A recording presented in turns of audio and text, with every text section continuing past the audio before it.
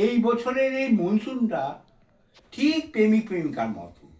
বলেছিল একটু দেখা করব, এসে ব্যাগপত্র নিয়ে বসে পড়েছে।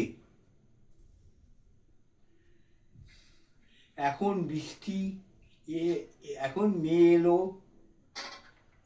অক্টোবরেও এলো, বলে বেবি এই তো আমি শুরু করেছি। এখন বৃষ্টি যে ছাতা খুললেই বাতাস বলে নাইস ট্রাই ব্রো। কাপড় শুকোতে দিলে ওরা পা নিয়ে ফিরে আসে। আমার জুতোও এখন জলজ পানির বাসস্থান তৈরি হয়েছে। মশা, ব্যাং আর এক দম্পতি শামুক একসাথে লিজ নিয়েছে মনে হয়। রাস্তা যেন একটা গঙ্গা যমুনা কনফ্লুয়েন্স। উবা ড্রাইভার বলে, স্যার ওটা রাইড না, ওটা প্যাডেল বোট সার্ভিস। আর কলকাতার ওই কাকগুলো, ওরা তো 6 মাস ধরে হেয়ার ড্রয়ার খুঁজে বেড়াচ্ছে। একটা কাক শুনলাম বলছে, ভাই ডানা শুকোলেই আবার প্যাচর প্যাচর করব, আপাতত নীরব প্রতিবাদে যাচ্ছি। আমাদের এই মনসুনটা এখন এআই চ্যাটবোট হয়ে যাচ্ছে। কখন রোদ দেবে, কখন ঝড় তুলবে, কেউ জানে না।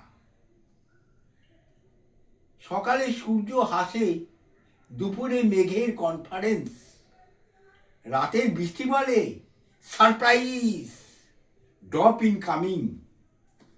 আর আমরা বাঙালিরা সব ব্যাপারেই রোমান্টিক। একটু বৃষ্টি পড়লে চা বানাই, পেঁয়াজি ভাজি, আর সোশ্যাল মিডিয়ায় যেই status, feeling cozy, just me, day an existence crisis. দাদা একটা কথা বলি, যতই ঝামালি হোক এই মনসুন ছাড়া আমাদের চলে না।